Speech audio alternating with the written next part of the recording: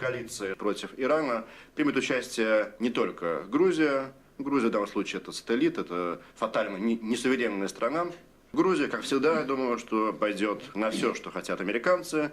Скорее всего, этот вопрос обсуждался во время последней встречи Обамы и Саакашвили. И, конечно, Грузия даст любой плацдарм, любую возможность для американцев сделать все, что они хотят.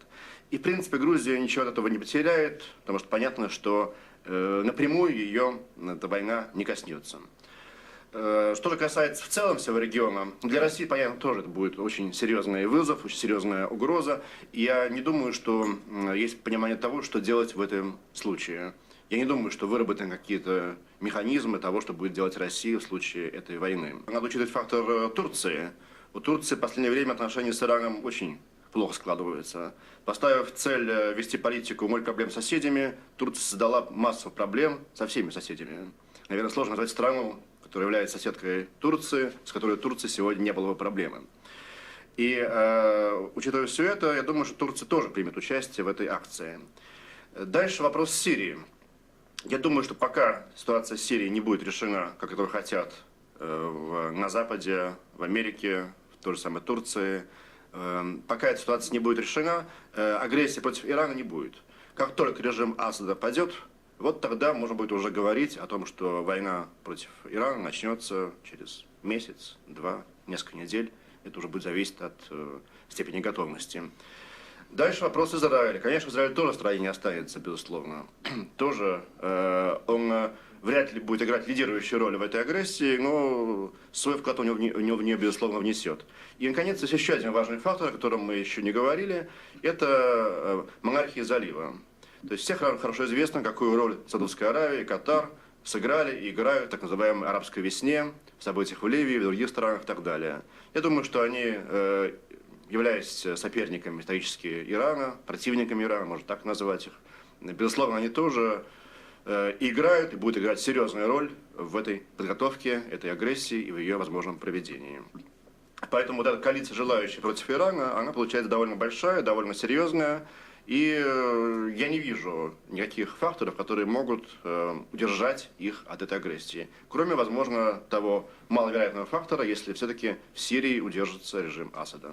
Тогда, наверное, ситуация будет отложена. Учитывая особые связи Абхазии с Турцией, вовлеченность Турции в конфликт, безусловно, скажется. Что же касается Южной Осетии сейчас есть собственные серьезные проблемы, связанные с выборами и так далее. И это гораздо более актуально для Южной Осетии, чем любая война против кого бы то ни было бы, даже касающаяся данного региона. Поэтому скажется, скорее всего, больше на Абхазии. Иран – это не Ирак. Это гораздо все будет сложнее. Но проблема в том, что в самом деле американцы могут обойтись без всякой резолюции. Им это совершенно не нужно. Конечно, с резолюцией оно комфортнее, удобнее. И, конечно, в Ливии они все это использовали по полной программе, не только они одни. Но масса примеров, когда они обходятся без всякой резолюции, и здесь они тоже могут без нее обойтись, если сочтут это необходимым. Что касается России, позиция России, конечно, Россия крайне не заинтересована в любом конфликте в регионе и так далее, тем более в нанесении удара по Ирану. Отношения у нас с Ираном, хотя и не очень простые, но тем не менее очень важные для нас. Но Россия, во-первых, не сможет ничего сделать, а во-вторых, она и не знает, что ей делать, чтобы этого не допустить. Я не вижу, чтобы у нас был выработан какой-то план действий в случае, если будет принято решение на Западе о нанесении удара по Ирану. Что Россия будет делать? Я не вижу пока. Дальше. Что касается роли, например, Азербайджана. Я не думаю, что Азербайджан согласится на присутствие американских войск или на использование своих аэродромов, как база подскока и так далее. Во-первых, Азербайджан очень не хочет ввязаться вплотную вот в эту авантюру, в эту агрессию. Во-вторых, Азербайджан, конечно, очень сильно опасается вот этой волны беженцев из Ирана.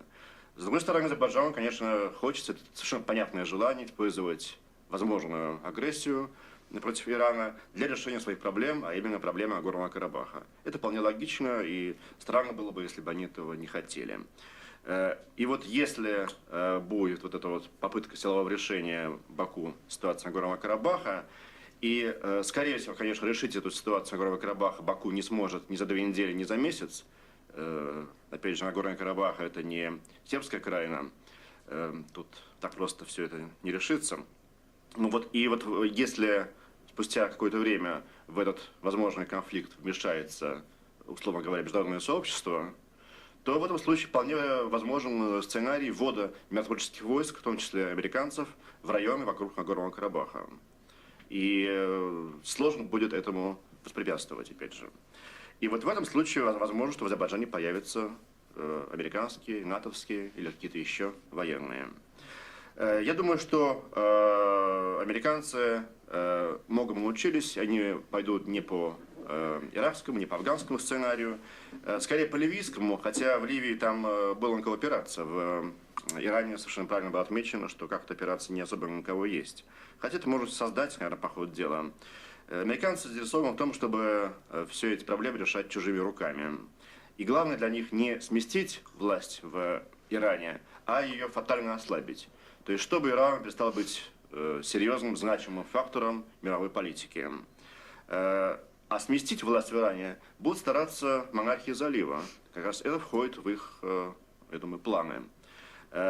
И тут есть некоторое расхождение, скажем так, не то что позиций, а заявок, желаний у возможных участников антииранской коалиции. Что же касается фактора бомбы, на самом деле у большинства экспертов на Западе нет сомнения, что Иран идет к созданию именно бомбы. При всех заявлениях Ирана о мирной программе, на самом деле после событий в Ливии было опять же самоубийством не пытаться создать бомбу. Это вполне понятно. Это же то, что является условием выживания режима. Когда режим находится в такой ситуации, как Иран сейчас, а это все-таки хоть и не полная, но изоляция, но фактор бомбы это то же самое, что бомба для КНДР.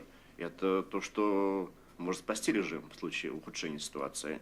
Поэтому я думаю, что Иран, конечно, движется к созданию бомбы. Вопрос, когда это будет, есть разные оценки, звучат оценки от года до 5 лет, но, в принципе, это сомнений не вызывает, по крайней мере, на Западе, не знаю насчет самого Ирана. Поэтому я думаю, что этот вопрос тоже сыграет свою роль в определении того, когда именно будет нанесен вот этот удар по иранским ядерным объектам и по иранской военной структуре.